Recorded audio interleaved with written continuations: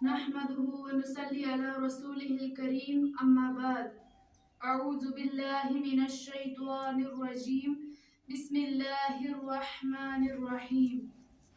شهر رمضان الذي أنزل فيه القرآن هدى للناس وبينات من الهدى والفرقان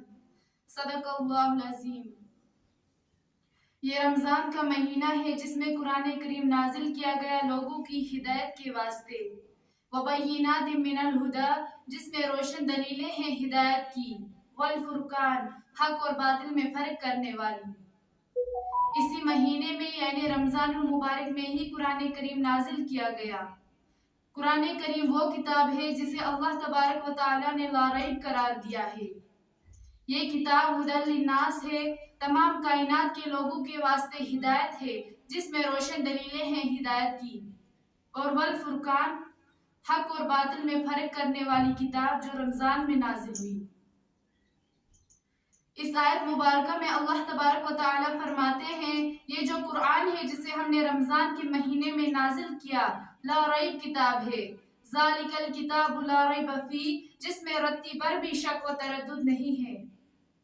اس کی خصوصیت یہ ہے کہ یہ ہدی للناس تمام لوگوں کی ہدایت کے لیے نازل کی گئی، وبینات من الہدا جس میں روشن دلیلیں ہیں کارخانہ قدرت کی پہچان کرنے کے لیے اور دنیاوی زندگی راست بازی سے گزارنے کے لیے، اور والفرقان یعنی یہ جو روشن دلیلیں ہیں ہدایت کی ان میں حق اور باطل میں فرق کرنے کی تعلیم ہے، پہچان ہے۔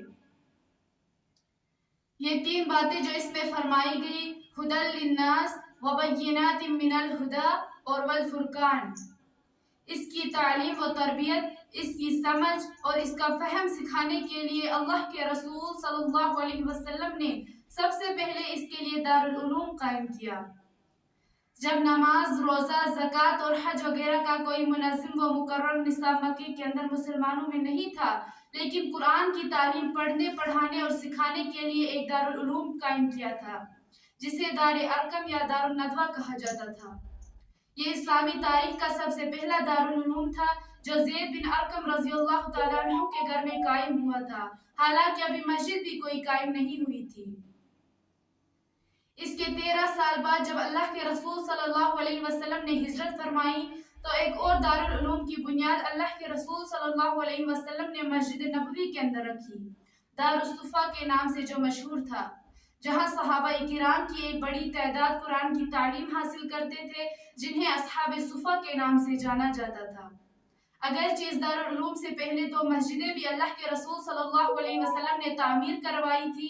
ایک مسجد قباء اور دوسری مسجد نبوی صلی اللہ علیہ وسلم، لیکن مسجدوں کا قیام عمل میں لانے سے پہلے ہی دارالعلوم کی بنیاد ڈالی گئی تھی۔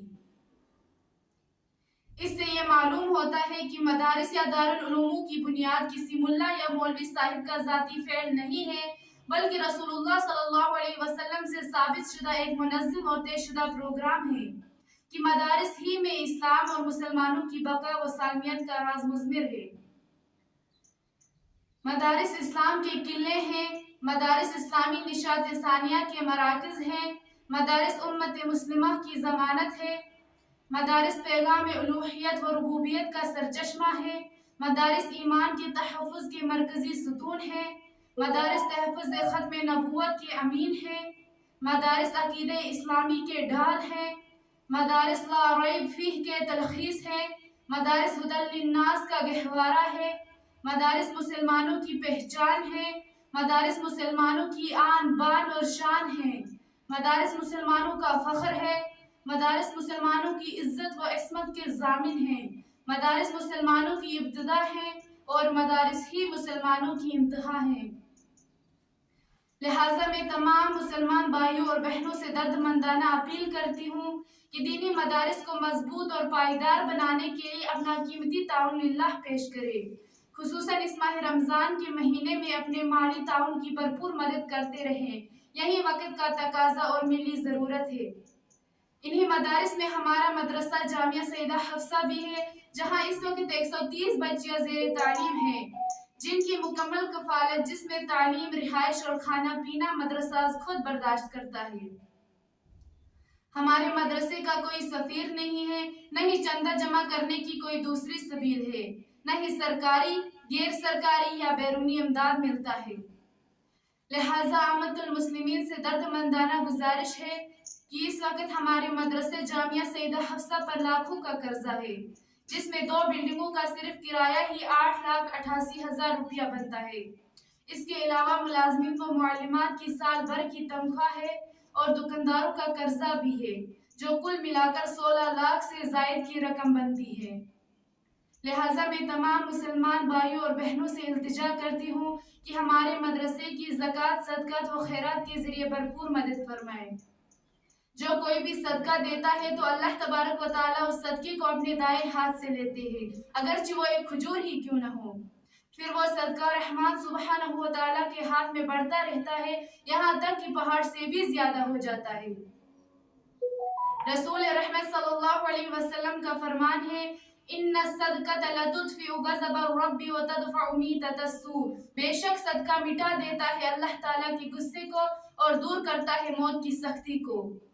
آخر میں ایک بار پھر درد مندانہ گزارش کرتی ہوں کہ ہمارے مدرسے کی بھرپور مالی معاونت فرمائی جائے تاکہ مدرسہ اپنا درسی سلسلہ جاری و ساری رکھ سکے۔ آپ اپنی امداد مدرسے میں آ کر خود دے سکتے ہیں یا مدرسے کے اکاؤنٹ میں جمع کر سکتے ہیں۔ ہمارا اکاؤنٹ نمبر ہے 0004010100456، جے کے بینک برانچ مہاراج گنج، IFSC کوڈ JAKA0 مہاراج۔